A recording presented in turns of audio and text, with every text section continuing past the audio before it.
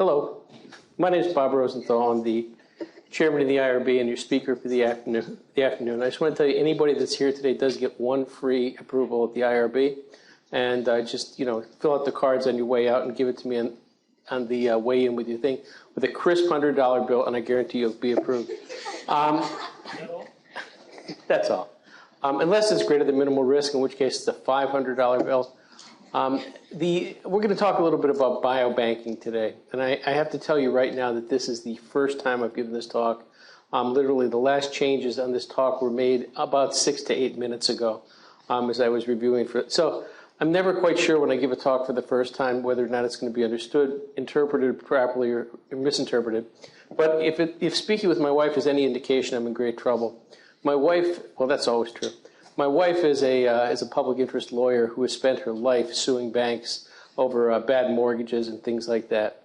And so I'm driving to work today, and she calls me on the phone, as she normally does, and says, "Where are you?" And I said, "I'm in my car." And she goes, "Well, what are you doing today?" So I'm giving my lecture. And she goes, "What lecture?" I said, "Well, a lecture on biobanking." She goes, "Banking?" I said, "Yeah, the ethics of biobanking." She goes, "All bankers are unethical." And I said, "No, this is biobanking." She says, "Well, I think most of them are alive, so what's the difference about it?" So the one thing I can tell you for true is we will not be talking about financial institutions today. There may be financial implications for some people, but despite my wife's misinterpretation, we are going to talk a little bit about biobanking. I just want to tell you that I have no conflicts in this. I am not a biobanker myself, and I have no vested interest in this. And my interest in this was...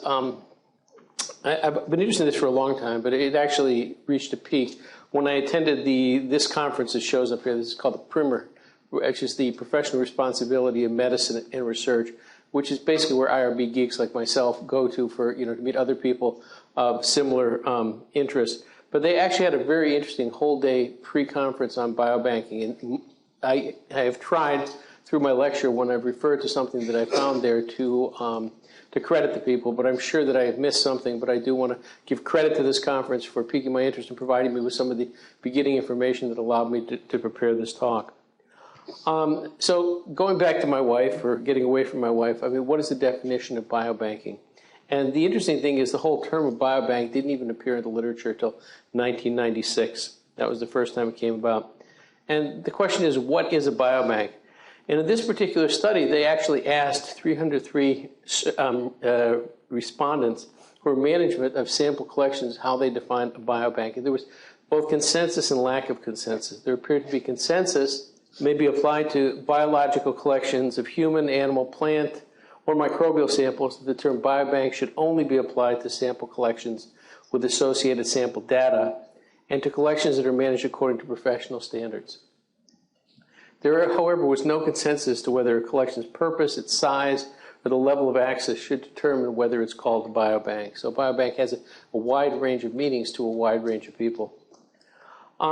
Just some examples about what the difference between biobanking. Biobanks can go anywhere from small disease-specific collections. I mean, in my research career, there have been a lot of times where people I know, they're taking joint fluid, for example, from people with rheumatoid arthritis, and they take a sample and they get consent and they stick it in the freezer, and they hope the freezer doesn't lose power at some point, and they keep it for some undetermined period of time with the hope that they're going to be able to reanalyze at a later point. On the other side are some large cooperative federal projects with prospectively collecting samples, and one of these was actually presented at the meeting that I told about, the Cooperative Human Tissue Network, and this is just an example of a huge network of biological samples, which is across the country. It's divided up into 5 regions, has a governing board, and where people actually prospectively put in projects to gather samples rather than taking samples that are already there. If you need prostate cancer from people between 40 and 60 and it's approved, then all the areas that are gathered will gather the samples, pull them, and allow the researcher to collect them. This particular biobank was established in 1987 with support from the National Cancer Institute. It's funded through March of 2019. And the goal was to provide biomedical researchers with a wide variety of high-quality, well-characterized human tissue to support cancer research. And interestingly enough, the guy who gave this talk, who was the director of this, said the credit for success is measured not by the collection or the banking, but by the specimens distributed to researchers. And this is probably an important thing just to keep in the back of your mind. Anybody can take samples and put them in a freezer, but it's only when those samples are used and used productively that really the biobank is successful. One of the problems with biobanking for a long time is the samples can degrade, and the faster they're used or the similar time they're used, probably the better chance you have of getting good information. The scope of biobanking is huge. At the turn of the century, there were over 300 million tissue samples in the United States banks, and it was estimated their samples are accruing or increasing by 20 million samples per year. However, in 2001, a survey of over 700 cancer researchers found that 47%, about half, had trouble finding samples of sufficient quality and must limit the scope of their investigations because the samples were not available to them. Whether it's because they didn't participate in these large groups, whether or not it's because these large groups didn't have samples, I don't know. But with 300 million samples out there, people are still lacking for the samples necessary to do the proper research that they want to do. What are the benefits of biobanking? Well, it's proposed by the biobankers that the stored samples will be used for the development of products and services that promote public health. And I think as we're seeing more and more personalized medicine, genomic medicine, you see this. As I was driving to work this morning, when I wasn't talking to my wife, I was listening to WTOP, which is the Washington news station, that told me that if you have cancer, you should go to Inova Fairfax Hospital because they have the best cancer researchers in the world that do personalized medicine and genomic medicine, and they basically can cure anything and everything. And I'm going there. I don't have cancer that I know of, but I'm going there now because I figure if they can cure it, they sure as heck ought to be able to prevent it too. The biobankers also claim that biobanking fosters cross-collaboration between disease advocacy organizations and research scientists, which is maybe a mixed blessing. And biobanking also produces synergy that hastens the research process and gets things done in a faster time. There are, however, as with anything else, challenges to biobanking, to doing it ethically, to doing it properly, to protecting the rights of research subjects, and to generating information which is appropriate and ethical.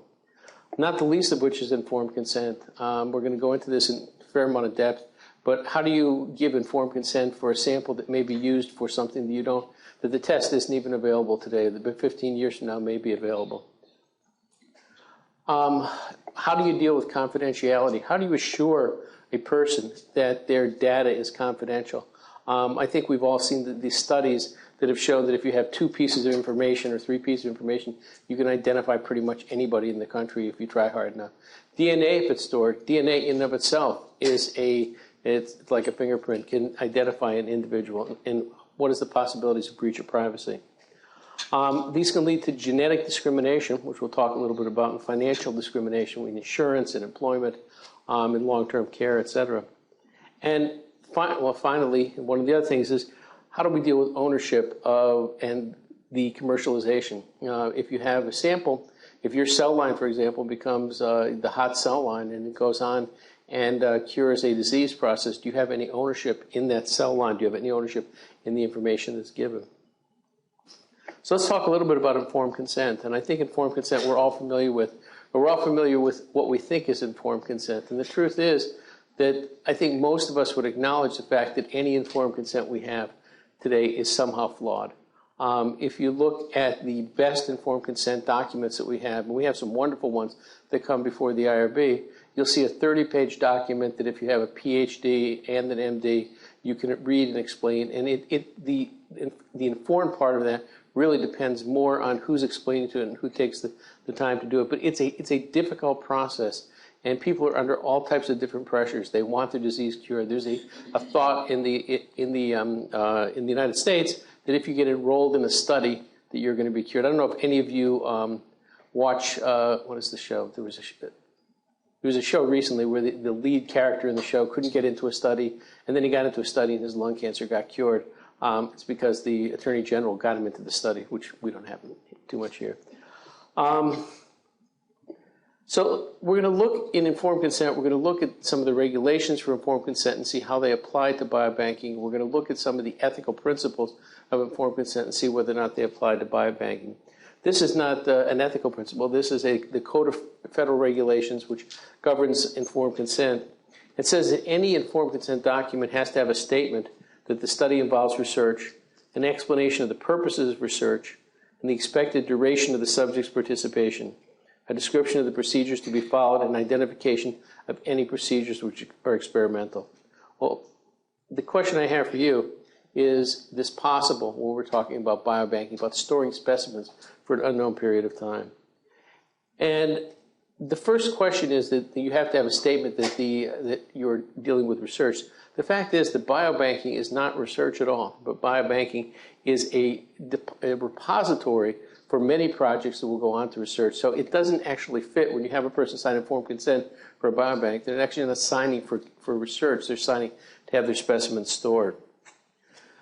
Biobanking also is what we call future-oriented. The purpose, the length of participation, and the procedures change with time. So to give a person informed consent to say what they're going to do with the sample is often misleading. Not intentionally misleading, but misleading because at a later point, other things develop, other needs develop, other tests develop, and it's difficult to say what will or will not be done with the specimen. And an interesting sideline of biobanking and testing from biobanking is that biobank consent may involve more than the research subject, his or herself. In particular, we talk about connected individuals and those who are not directly involved in the study whose health could be directly affected by the genetic results. For example, if someone shows up positive for Huntington's disease or has the BRCA1 or BRCA2 gene for breast cancer, how is that going to affect other family members? Is it going to affect what they do with their life? Is it going to affect their health, their expectation of health? Might it affect their employability or their ability to get long-term care insurance? So just the decision that you make to put your sample into a biobank can have an effect on others around you. And so you're signing consent not just for yourself, but you're signing for other people, and that's not something that we typically do in our informed consent. Another element of informed consent is that a statement must be made that the subject may discontinue participation at any time without penalty or loss of benefits to which the subject is otherwise entitled. So John Smith goes into the hospital, has prostate cancer. The tumor cells are put into to a repository, and 6 different branches want to get these tumor cells. In each of these branches, they're doing a different test. Part of that test goes to another branch, and you end up with something like, well, once again, is this possible? You end up with something like this. This is actually MD Anderson Cancer Center institutional banking system, and this is just the banking system within MD Anderson himself. So, for example, here's the institutional bank. It goes to prostate here. And in prostate, maybe it's spread to kidney, and it goes over there. It may go to cytology. It may go to GU, to all those branches. And then forget about the fact that each one of these branches has relationships with subsidiaries outside the MD Anderson community and may share with sponsors that are doing other tests or doing collaborative tests with that. So Mr. Smith comes back 5 years later and says, I really don't want to be part of this banking specimen anymore. And they say, okay. And they say, we still have, 4 grams of your tissue in here. We will destroy it in the institutional tissue bank. However, each of his samples has gone out to 16 different places at that point. And so the ability to withdraw from a protocol, the ability to withdraw from a study, which is something that we guarantee people through federal regulations, may or may not be reasonable in a biobanking situation. When you get down to the ethical backbone of research, we go back to the Belmont Report, which I know all of us had to read in order to pass our city training.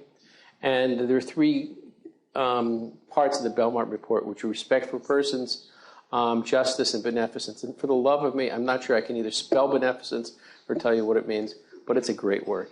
But respect for persons, which is the first part of the ethical part of the Belmont Report, requires that subjects, to the degree that they are capable, be given the opportunity to choose what shall or shall not happen to them. And this basically is the background for the whole concept of informed consent. And when you get to informed consent for biobanking, there are multiple models, each of them with strengths and each of them with weaknesses, and I just want to go through some of them. There's the opt-in, opt-out model. Well, you can read those as well as I can, but let's go through them. The opt-in model is a model whereby when you show up at a hospital, for example, you're given an informed consent form, and you're saying, we would like to do these tests. Will you allow us to do that? And if you check the appropriate box, then you've opted in for the testing. And this was actually presented by the head of the Dana-Farber Cancer Institute, or the Dana-Farber Cancer Institute at HRPO at the meeting that I went to. And every person that checks into a clinic or every person that checks into the hospital at Dana-Farber Cancer Institute gets this document. This is only part of the document, but I want to show you. It's beautiful. It's got a color picture of Dana-Farber. You got the harbor there. Oh, it's great. And it tells you stuff like what is a research study, what is the purpose of the study, why am I being asked to participate, and it goes on and on. And they are then asked to sign this consent or not sign this consent.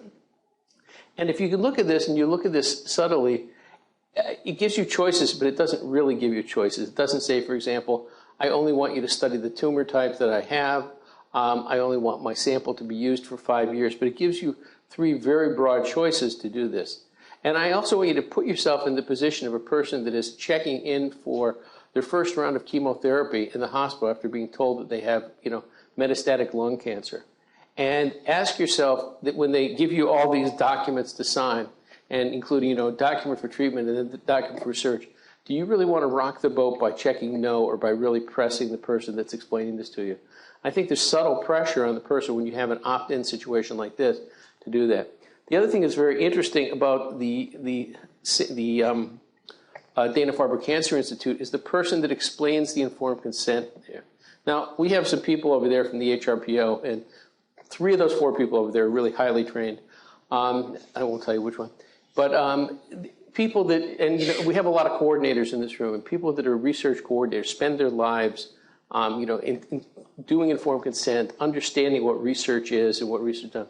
What they do at the Dana-Farber, rather, is they have the people that check you in, the admissions people, explain the informed consent to people. They have a training. It's an 8-hour training for these people, and then they're supposed to be able to do this.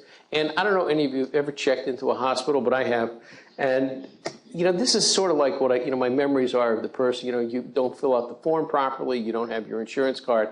And I question the utility and the ethics of having the same person that checks you into the hospital for clinical care giving you research. It was very interesting. It was actually kind of funny at that meeting because the person that followed this presentation was a lawyer and got up there and he goes, Michelle, says, I think you just committed a felony. You're commingling research dollars with Medicare dollars, and I think you may be going to jail. And at which point the woman that presented turned about 8 shades of white and, started, stammering and things like that. But, from my perspective, I'm not that worried about, commingling of funds as I am worried about tacit pressure that they have to people. And if you're going to do an opt-in, I really think it should be done under a situation that separates out from clinical. We always talk about separation of clinical and research care, and I think you have to do it for that too. Now, what's opt-out? Opt-out is you go into a hospital, you get a long thing of paper, and down at the bottom of it says, we're going to take your leftover samples and we're going to use them unless you check this box that says you don't want to do it. And people that do this are very successful. The most famous opt-out place has been Vanderbilt. And I got to tell you, they're not doing opt-out anymore, but they managed to accrue in the few years they were doing 193,000 samples from opt-out. And in 45 CFR 46 defines human subject, this is their background, as a living individual about whom an investigator conducting research obtains data through intervention or interaction with the individual or identifiable private information or an individual who is or becomes a participant in research. So basically you have to interact with a person or with their information. The name of the group is BioView, and their justification was they accrued DNA samples extracted only from discarded blood scheduled to be discarded, so they had no interaction with the patient. And that the resource is linked to a special computerized de-identified version of data extracted from electronic medical record system called the synthetic derivative, in which all personal identifiers have been removed. So there's no identifiable PHI. Have any of you ever tried to de-identify a sample? Somebody has here, come on. Yeah, okay, yeah, you tried to. And how many things do you have to take off the sample before it's de-identified? How many pieces of information? I'm going to tell you. According to HIPAA, which is the big thing, these are the things that have to be off of a sample in order to be de-identified. The name, the geographic subdivision of anything smaller than a state. So you can say someone came from Maryland, but you can't say they came from Annapolis. The date, except for the year, the telephone number, the fax number, the email, social security number, medical record number, health plan beneficiary. So if my wife is a health plan beneficiary, you can't put her down there. Is that amazing? Yeah, but that's only half of it. You also have to take off the account number, any certificate or license number, vehicle identifiers, device identifiers, such as if they have a pacemaker, you can't say it comes from, some company. Any computer information they may use, biometric identifiers like retinal scans or fingerprints, full face photos, or any other identifier. So in order, according to HIPAA, to have de-identified data, all this stuff has to be removed. And even with that, there are probably people that can be identified. So is there harm from biobank research? Well, it's unclear whether or not it is, but there's certainly been perceived harm, and there's certainly been perceived harm in the courts. In the case of Boleno et al. Versus the Texas Department of State Health Services, there were blood spots from newborns that were biobanked for genetic research without parental consent. And the state agreed in out-of-court settlement to destroy greater than 4 million blood samples and disclose the financial transactions that have been done using the blood samples there for this opt-out system. In a different case, the Havasupai tribe versus the Arizona State University Board of Regents, consent was provided for a study of diabetes from genetic samples. They were studied, however, without consent, schizophrenia, ethanol, and inbreeding. And the Havasupai were compensated $700,000, which actually this day and age sounds like a small amount. And all samples and all data were returned to the tribe, and none of it was able to be used for research. So there certainly is the perception that there can be harm from data being released. Vanderbilt, in and of itself, has changed from an opt-out to an opt-in system. And they now have this research form. They say when your doctor orders blood tests, there's usually some blood left over after the tests are done. In the past, this blood was thrown away. BioView is now saving this extra blood for research. We will save your blood if you sign the BioView research consent form. If you don't want to participate, do not sign the form. And the question is, why did they change? Is it because they saw God? Probably not. I think they saw NIH. But in the NIH in 2014, 2015, came up, let's see if this works here, I'm not sure it will, came up with a whole policy in genomic data sharing. And I'm not going to go through the whole thing with you, but basically talks about, this policy applies to all NIH-funded research and, large scale, small scale, anything that, you have data sharing, genomics sharing, things like that. So if you want to participate in NIH research, you sort of have to toe the line with NIH data. And this genomic research project at NIH was designed to promote robust sharing of data from a wide range of genomic research and to provide appropriate protections for research involving human data. They also spoke to informed consent. They said there are two fundamental components of informed consent. There's a dialogue or process, and there's a form. So they're not saying that you can't do an opt-out system, but they're certainly making a case that they would prefer an opt-in system where people are actually explained what it is they're signing up for, that there's a process that goes along with it, and there's a form. As an aside, we say this at the IRB all the time, but it's not the paper, it's the process. And I think that anytime you're doing informed consent, a sort of a flawed consent form can be overcome by a process which actually takes the time to explain what's going on, which is why I feel so uncomfortable when I look about the admissions coordinator being the person that explains informed consent to a research subject.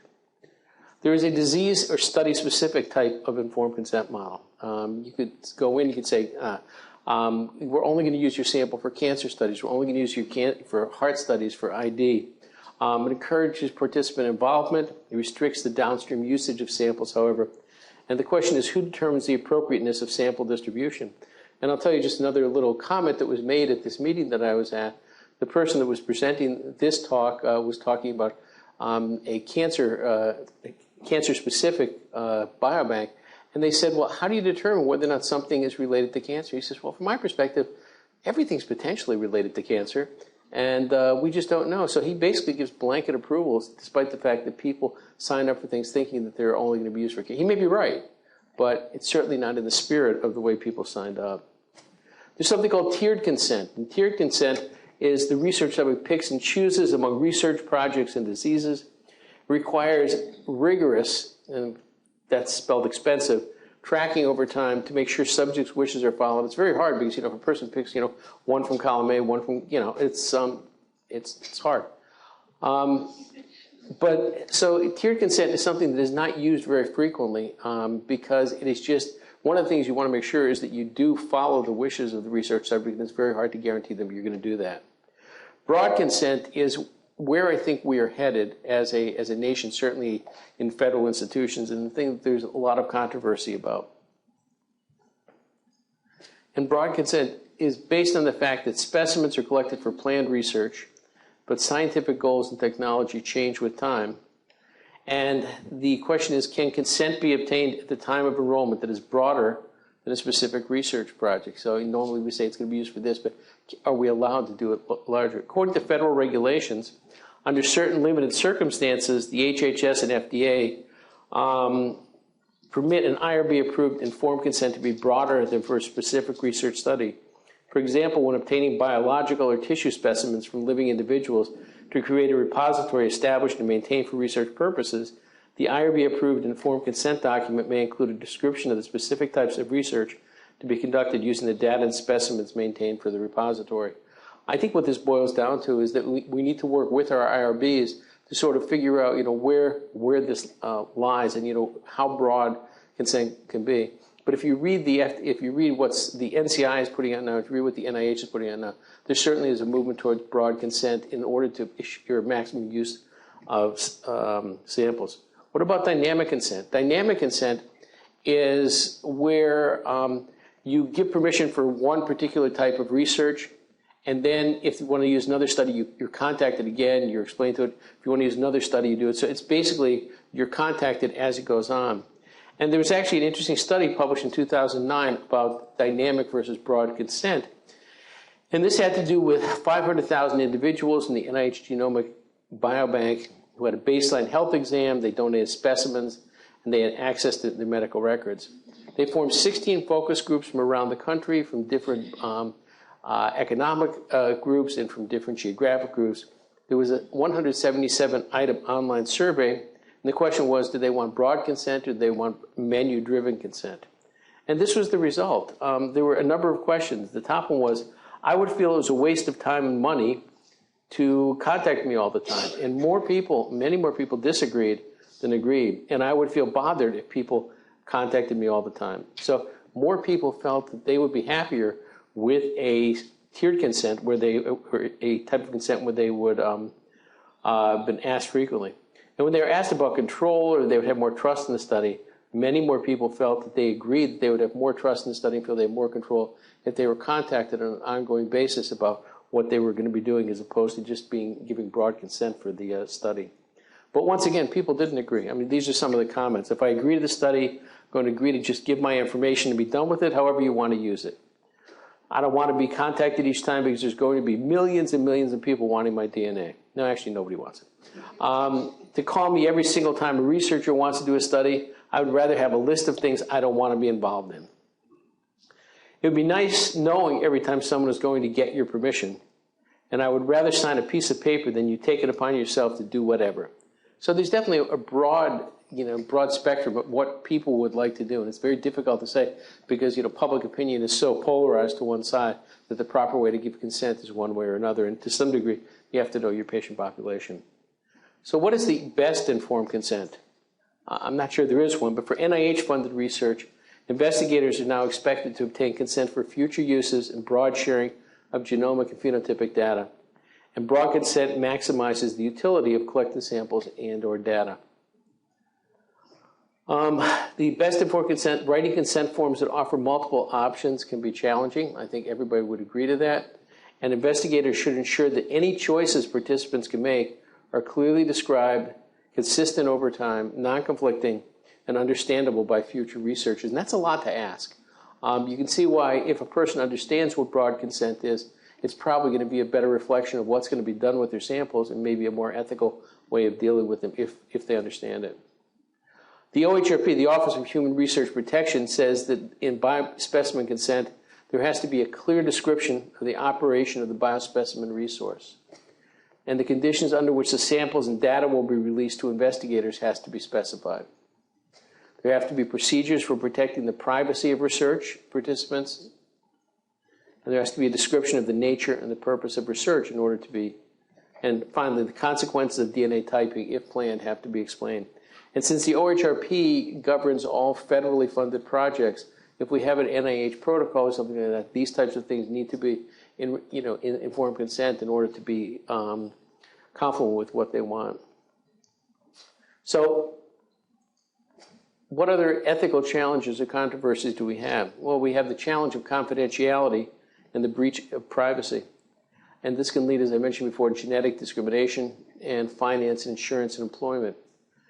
So the risk of loss of confidentiality can lead to stigmatization or privacy loss in the workplace, can lead to financial discrimination, can lead to difficulties with insurance. So let's take the case of Janet.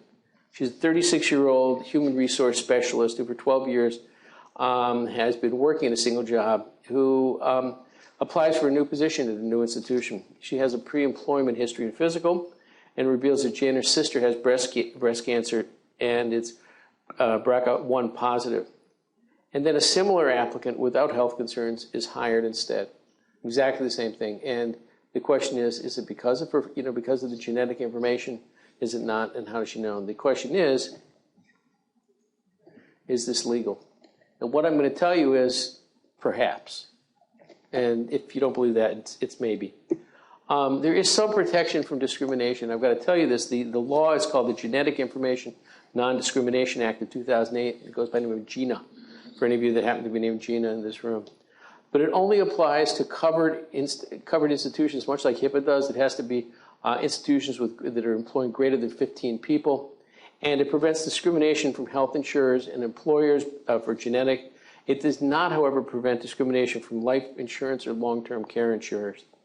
And the other thing is it's supposed to lessen concern about genetic testing and encourage participation in research protocols. But there's some question in what I've read, and I'm far from an expert in this, that enforcement of this law is difficult and it's not really widespread. It's enforced by the Equal Employment Opportunity Commission, and it's not clear to me how many cases have actually been brought using GINA.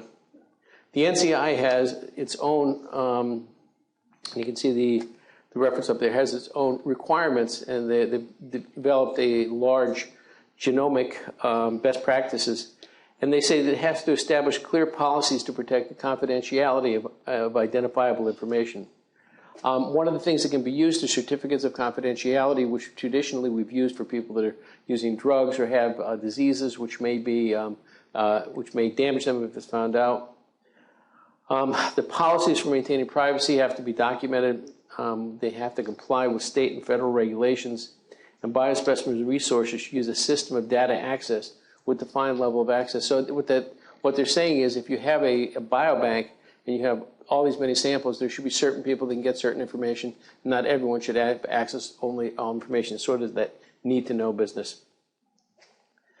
One of the questions that's brought up frequently when you read about this is, should research data be disclosed to subjects? And there are problems with disclosing the research data. For one thing, preliminary incomplete results could prove misleading or distressing. Genetic results have privacy implications for family members, I mentioned before, and most labs are not CLIA certified, so they're really not designed to give results back to people. The National Heart, Lung, Blood Institution had a working group which came up with these conclusions. They said that researchers should disclose the results of genetic studies when the associated risk for the disease is significant, the disease has important health or reproductive implications, and when proven therapeutic or preventive interventions are available, which that's fairly limited because you may be able to come up with some genetic abnormalities, but there's nothing you can do about it. However, they say the exception to this rule is the recommendation are genetic-related diseases such as Huntington's disease that, although untreatable, have reproductive implications, and in those situations they should also be disclosed to the research subject. And finally, the question comes up about ownership and commercialization. I mean, who owns the results of what is studied there? Who owns the cell lines? Who owns the DNA? Has everybody read this book? Who has not read this book? Okay, your assignment for the next meeting is to read. This is actually, it's a wonderful book. Not the least the fact is it really trashes Hopkins all the time. But it is truly a wonderful book, and when you want to learn a little bit about the history of the rights of research subjects and the implications of the abuse of research subjects, it is truly a wonderful book. The Henrietta Lacks family lives in Baltimore, and they're still actively involved at this institution and in Hopkins. And I had the opportunity to actually meet one of her grandchildren or great-grandchildren or something like that, and it sort of gives you the chills and when you meet that. But I mean, she was a totally ordinary person, and a cell line was developed that has been used. And if you figured out that the dollars that came from it was worth billions and billions and billions of dollars, yet the family itself didn't learn about this until many years later, and many of them still live in poverty. So the question of commercialization, the question of who owns the data, who gets access to the data, is really a tremendously important one. There is case law to this, and I am not a lawyer. And if there are new cases, if there are different cases, forgive me. But the first case is Moore versus the Regents of the University of California. And in 1990, a California court ruled that individuals do not have an ownership interest in their cells after the cells have been removed from their bodies. In Greenberg versus Miami Children's Hospital Research Institute in 2003, a federal district court in Florida ruled that individuals do not own their own tissue samples. And Washington University versus Catalona in 2008, the U.S. Supreme Court declined to review a biospecimen ownership case. The question was whether individual donors who provide biospecimens research retain an ownership interest, allowing them to direct or authorize the transfer of such materials to a third party. The Court of Appeals said the answer is no. So as of right now, at least for what I've read, there really isn't a lot of case law which suggests that you own the results of the results or the cells themselves. And I think that's something we need to think about when we write informed consent documents, is what we're going to do with that. So, as I told you before, I had no idea how long this was going to go because it's my first time, so it's a little shorter than I thought. But in conclusion, I would have to say to you that biobanks and genetic testing are here to stay. The one question I have when you write your informed consent is, does every participant in a research trial need to participate in banking? And a lot of times, if you look, we see a lot of informed consent documents, and it'll be something like, we're going to look at ankle sprains and high blood pressure. And we're going to take a blood sample, we're going to stick it in there in the lab, and we're going to keep it for 16 years. And the truth is that the study is about ankle pain, ankle strains, and high blood pressure, and you're just taking that sample because you think at some point later you might be able to do that. But there are ways to allow people to participate in that study without being banked. You can have a separate checklist or a separate part of the consent for you may keep my sample. So there's no reason to exclude a person from a study because they don't want their samples kept unless keeping the samples is integral to the study itself. I think I would have to say, and this is about everything, that informed consent is problematic, and all informed consent is problematic. But informed consent for biobanking and for future genetic testing is certainly even more problematic because we don't really know what we're going to be doing with the samples. I think there are specific guidelines now for broad consent for federally funded protocols, and I think you're going to see more and more protocols that are going to look alike because they're going to be dealing with federally funded projects. In Great Britain, they already have a system like this where pretty much everybody that gets biobanked has to have a broad consent, and they have a pattern that they use in the system.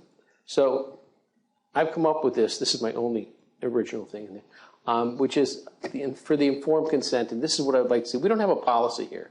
There's no policy on this, but realize that some of the people in this room will be reviewing your protocols.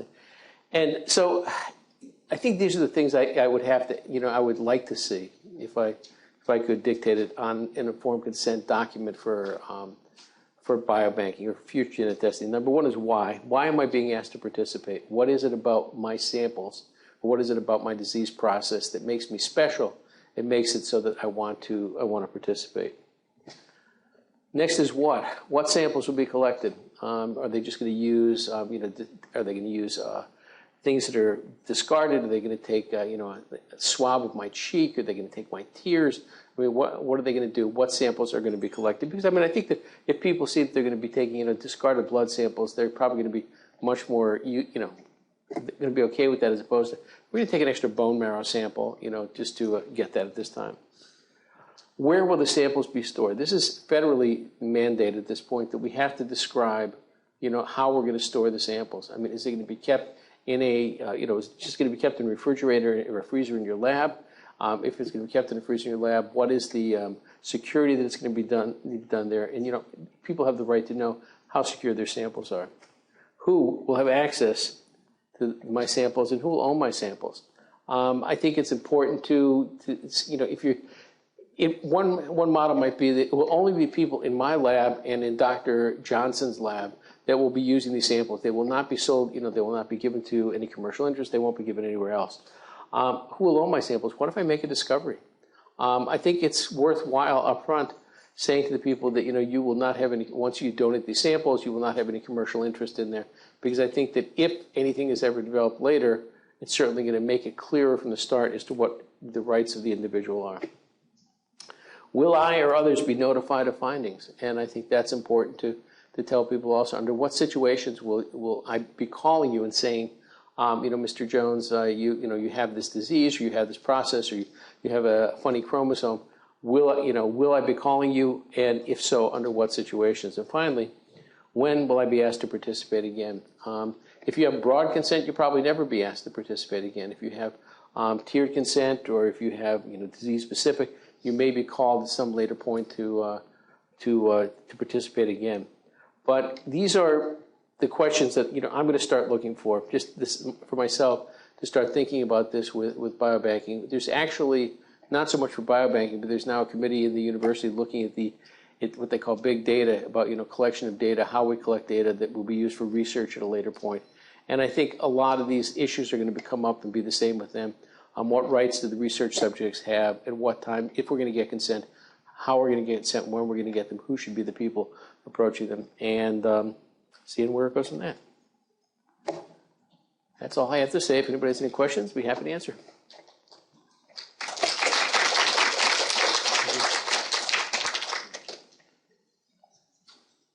Yeah. You started to get at it in the last statement, but the slide you showed from genome.gov about their guidelines, they talk about phenotype as well as genome. So it seems like it is starting to creep outside of samples that you collect and just getting to data. Talk more about that and what that means for collecting MRIs, collecting. I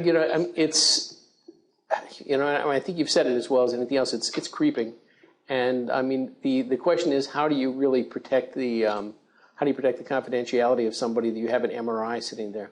And even if you take the name of the person off the MRI, isn't that in and of itself an identifiable piece of information? But yeah, I think that what's going to be required is the sharing of all types of clinical data as well as the genotypic data. So I don't have any experience with it myself personally, but I think you're right. Yeah. I have a question about increasingly pharma companies are looking at pharmacogenomics and storing stuff. And obviously the NIH has their rules, but are there any rules either from the EU or any place else about pharmacogenomics? To tell you truthfully, I don't know. I didn't come across them in my reading. Britain has a whole different set of rules from what we have. I'm not familiar with the EU rules. I would suspect that they're a little bit more on the unregulated as opposed to regulated, but I don't know that for a fact. Yeah.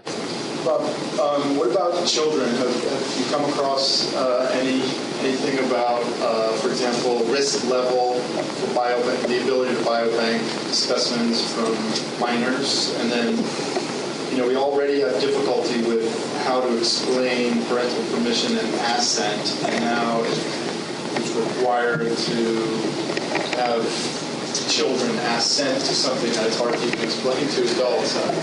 I didn't come across anything in particular about that, but when you think about that, it's to ask someone at the age of 8 to assent to something that may affect them when they're 30. You would think that there would have to be some way for them to be reconsented when they reach the age of majority. I personally wouldn't feel comfortable with, taking a parental permission to store something for innumerable years with it. Have you come across anything with that, Jim?